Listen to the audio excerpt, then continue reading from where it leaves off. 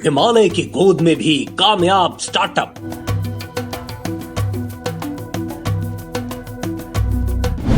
प्रधानमंत्री मोदी ने दी पहचान।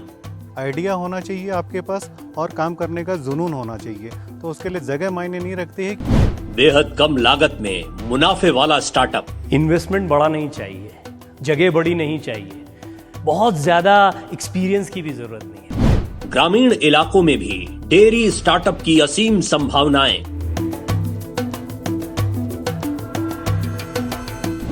डेयरी उद्योग को स्टार्टअप से जोड़कर मिलेगी कामयाबी।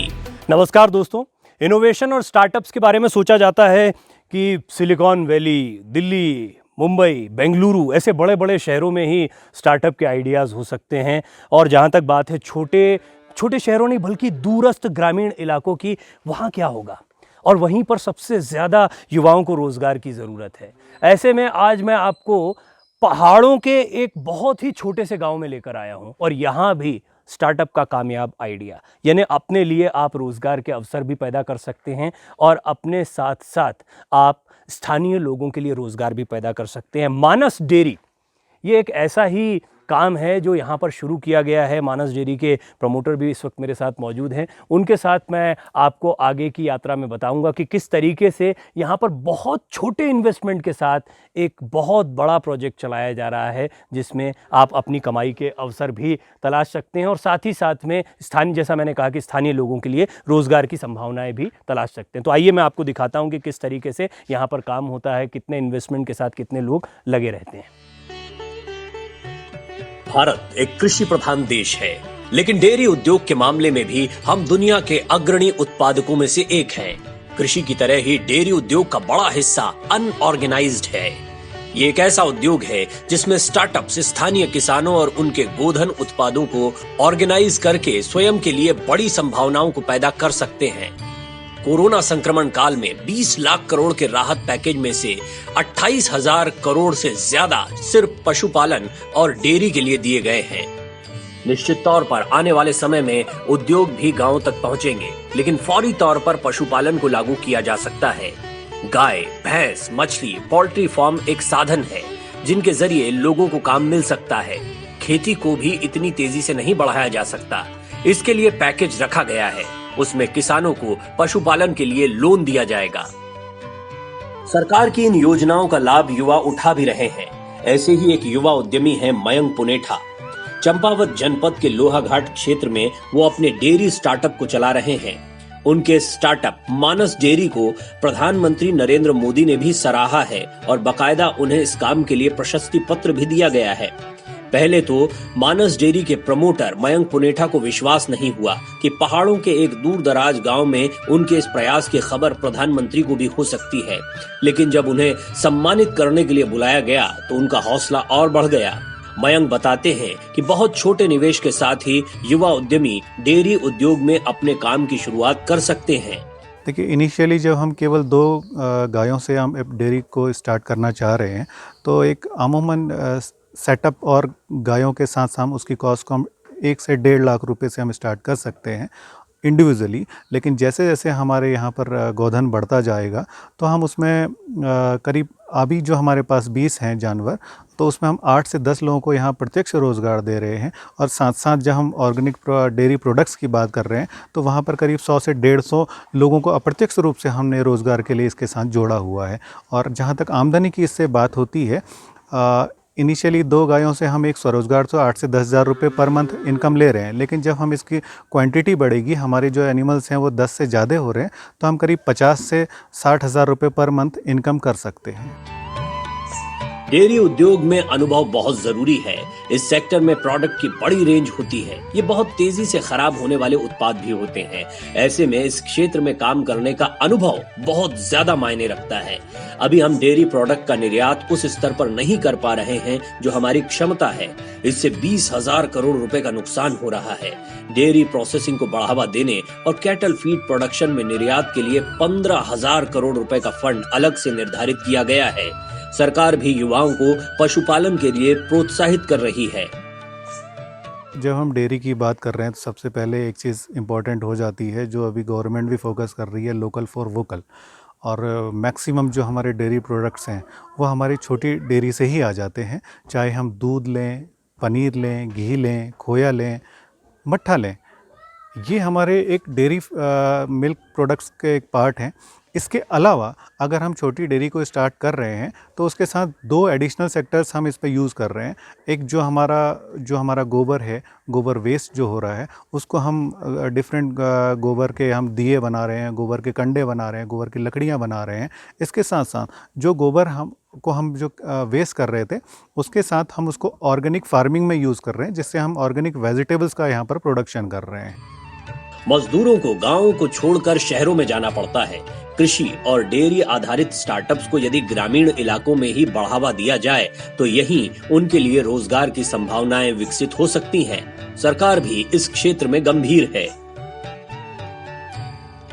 देखिए, जब हम रोज़गार की बात करते हैं तो हमने अर्थव्यवस्था को जब हम देखेंगे रोज़गार के सापेक्ष, तो जो जिसकी हम डिमांड लेके चल रहे हैं, अभी 2023 से 24 तक सरकार का एक आकलन है, जो स्टैटिस्टिक्स की रिपोर्ट है, उसमें से 534 ग्राम पर डे हमको मिल्क रिक्वायर्ड पर ह्यूमन बीइंग होगा इन इंडिया।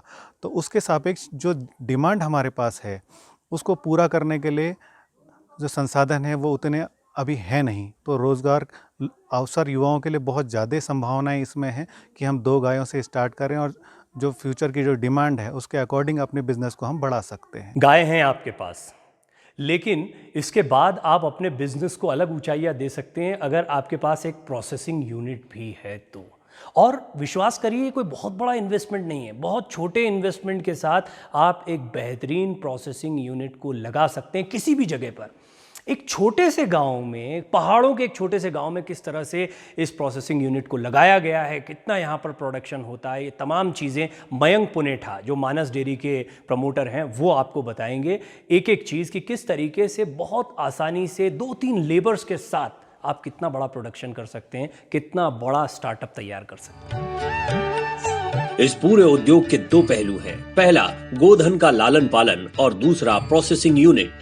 एक छोटा सेटअप किस तरह का हो सकता है और कितने उत्पाद एक छोटे डेयरी स्टार्टअप से पैदा किए जा सकते हैं, उस पर भी एक नजर डालते हैं।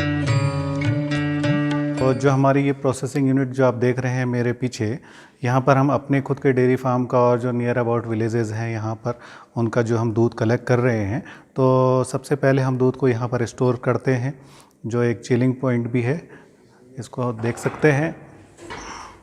ये 2000 लीटर कैपेसिटी का टैंक है जिसमें हम दूध को स्टोर करते हैं। इस स्टोरेज के बाद एज़ पर रिक्वायरमेंट, जैसा हमको ज़रूरत होती है इस दूध से हमने क्या क्या प्रोडक्ट बनाने हैं, हम उसको अलग अलग यूनिट्स पे लेके चलते हैं। जो यहाँ पर आप देख रहे हैं ये मिल्क प्रोसेसिंग का जो पार्ट है, उसमें पॉस्चराइजिंग यूनिट है, जो दूध को हम पॉस्चराइज करते हैं, जहाँ से दूध को फिर हम पॉस्चराइजिंग के बाद उधर आप मेरे उधर देखेंगे, वहाँ पर हम दूध को पैक करते हैं। इधर को आप देखेंगे तो ये मेरे पीछे की तरफ जो ये यूनिट है, ये मिल्क पैकिंग यूनिट है, जहाँ पर हम जो दूध है प्रोसेसिंग के बाद, पॉस्चराइज के बाद पैक करते हैं। और इधर को कुछ और देखेंगे, ये हम केवल अभी दूध पैकिंग यूनिट का हमने देखा। अब हम क्रीम सेपरेटर, जहाँ पर जो यहाँ पर दिख रहा है, ये क्रीम सेपरेटर है, जिसमें से हम क्रीम निकालते हैं दूध से, और मट्ठा और घी के लिए और क्रीम जो अलग सेपरेट किया जाता है। ये जो टैंक देख रहे हैं, ये पनीर मेकिंग के लिए हमने इसको यूज़ किया हुआ है।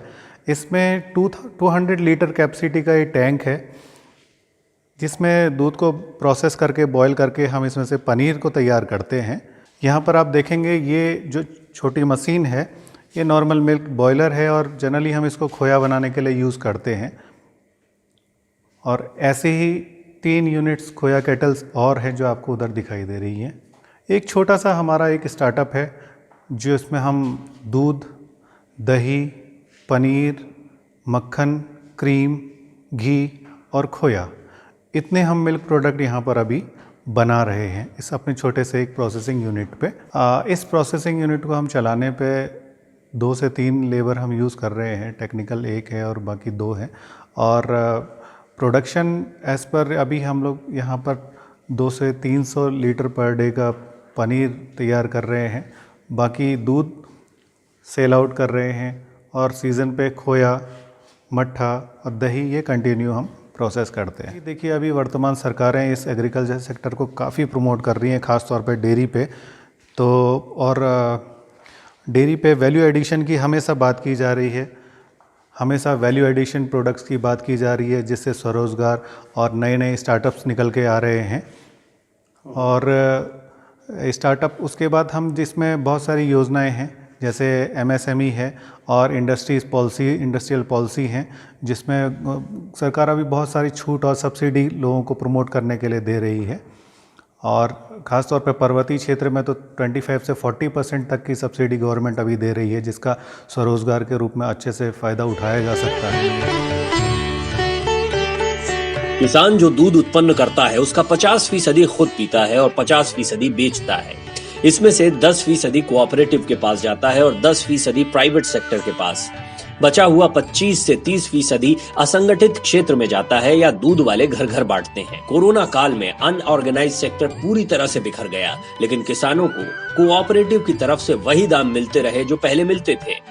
इस 25 से 30% असंगठित क्षेत्र के दूध को भी ऑर्गेनाइज सेक्टर में लाने का प्रयास सरकार कर रही है। इसके लिए नई प्रोसेसिंग यूनिट्स लगाने पर काम किया जा रहा है। इससे ये सुनिश्चित होगा कि इन लोगों को उचित दाम मिलता रहे। डेयरी उद्योग का अर्थव्यवस्था में योगदान कृषि क्षेत्र से भी ज्यादा है। ग्रामीण अर्थव्यवस्था में श्वेत क्रांति का बड़ा योगदान है। देश में सबसे ज्यादा खेती धान और गेहूं की होती है। इन दोनों फसलों को जोड़ें तो एक साल में 4.5 लाख करोड़ का उत्पादन होता है। 2,65,000 करोड़, 1,53,000 करोड़। दोनों फसलों का क्रमशः उत्पादन 2017-18 का है, जबकि यदि दुग्ध उत्पादन का आंकड़ा देखा जाए तो 2017-18 में 6 लाख जो अभी 7 लाख करोड़ का है, जिसकी गति 8% की दर से बढ़ रही है। शुरुआत में हम 2 गायों से इसको हमने शुरू करना चाहिए, क्योंकि सबसे पहले जब हम गायों को ले रहे हैं तो उसको परिवार का एक हिस्सा रहता है हमारा, और उसके हैबिट्स को सीखना और उसके साथ अपनी आदतों को और गायों की आदतों को अपने साथ ढालना, उस काम को सीखना सबसे पहले ज़रूरी होता है। तो 2 गायों के बाद धीरे धीरे हमने कोशिश करनी चाहिए कि इसको हम बढ़ाएं। जो अच्छी आमदनी जिसमें हम प्राप्त कर सकें, स्वरोज़गार हम जिसको कर सकते हैं, वो 10 से ऊपर गायें हम रखें। और लेकिन कोशिश हम स्टार्टिंग जो है हम केवल 2 गायों से करें।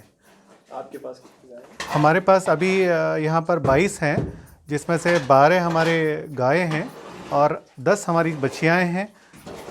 12 में से 8 गायें हमें दूध दे रही हैं, जिससे हमारा पूरा आउटपुट एक स्वरोज़गार के रूप में निकलता है। और कोशिश हमारी ये रहेगी कि हम इसको 50 तक लेके जाएंगे। आपके इस डेयरी फार्म से कितना मिल्क प्रोडक्ट निकल पाता है? इतनी गायों से आप कितना मिल्क प्रोडक्ट निकल? अभी वर्तमान में जो 8 गायें हमारे पास हैं, इनमें से पर डे 125 लीटर के आसपास दूध हमारा उत्पादन हो रहा है।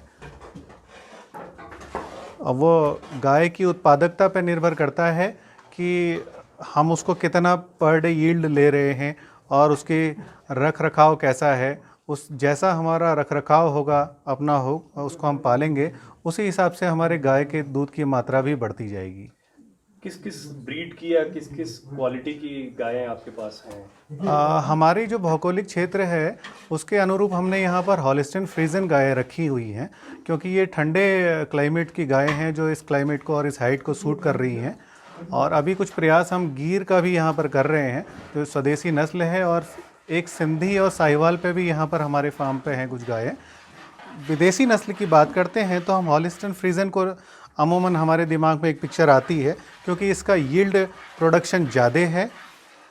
और हमारी जो देसी नस्लें हैं उनका दूध की गुणवत्ता बढ़िया है, उनका प्रोडक्शन इन विदेशी नस्लों की अपेक्षा थोड़ा सा कम है, लेकिन क्वालिटी वाइज हम A1 जो दूध है, जिसको हम शुद्ध अपना दूध मानते हैं, वो हमारी जो देसी नस्लें हैं, चाहे गिर हैं, सिंधी, साहिवाल, वो हैं। लेकिन भौगोलिक क्षेत्रों के हिसाब से हमको गायों के ब्रीड का चयन करना चाहिए।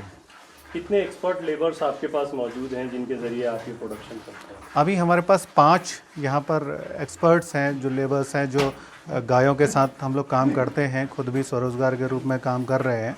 और 4 हमने अदर फील्ड पे काम कर रहे हैं लेबर्स हैं, वो हैं। और एज़ पर रिक्वायरमेंट जैसी हमको ज़रूरत होती है हम उनको यहाँ पर हायर करते रहते हैं। भारत 175 से 176 लाख टन दूध का उत्पादन करता है और इस मामले में दुनिया में नंबर 1 है। जब कोरोना संक्रमण काल में दुग्ध उत्पादकों का माल बिक नहीं रहा था, तब कोऑपरेटिव कंपनियां जैसे अमूल, पराग या सरकार की मदर डेयरी ने उन्हें वही रेट दिया जो उन्हें पहले भी मिलता रहा था। सरकार भी कोऑपरेटिव ऑर्गेनाइज सेक्टर को बढ़ावा देने की अहमियत समझ रही है। इसके लिए 5,000 करोड़ का बजट रखा गया है। हालांकि स्टार्टअप्स को अपना काम शुरू करने के लिए बहुत बड़ी पूंजी की जरूरत नहीं, लेकिन उन्हें इस काम का गहरा अनुभव होना जरूरी है। इसीलिए जल्दबाजी में ज्यादा इन्वेस्टमेंट करने के बजाय 1-2 गायों के साथ छोटे काम की शुरुआत की जानी चाहिए। इस क्षेत्र में स्टार्टअप्स के लिए काफी संभावनाएं हैं। सिर्फ डेयरी उत्पादों के जरिए ही नहीं, बल्कि अपरोक्ष रूप से भी इस सेक्टर से कई लोगों को फायदा हो सकता है। एफएमडी वैक्सीनेशन के लिए अभी 1 लाख वैक्सीनेटर हैं। 3 लाख वैक्सीनेटर की अभी और जरूरत है। वैक्सीनेशन के साथ साथ आर्टिफिशियल इंसेमिनेशन जैसी चीजों की भी जरूरत है। आज स्थिति ये है कि 30 से 35 गांव में एक पशु अस्पताल होता है। पशुओं को डॉक्टर के पास ले जाने में भी खासी दिक्कतों का सामना करना पड़ता है। इन सारी चुनौतियों को देखते हुए पशुपालन के क्षेत्र में बहुत सी संभावनाएं हैं।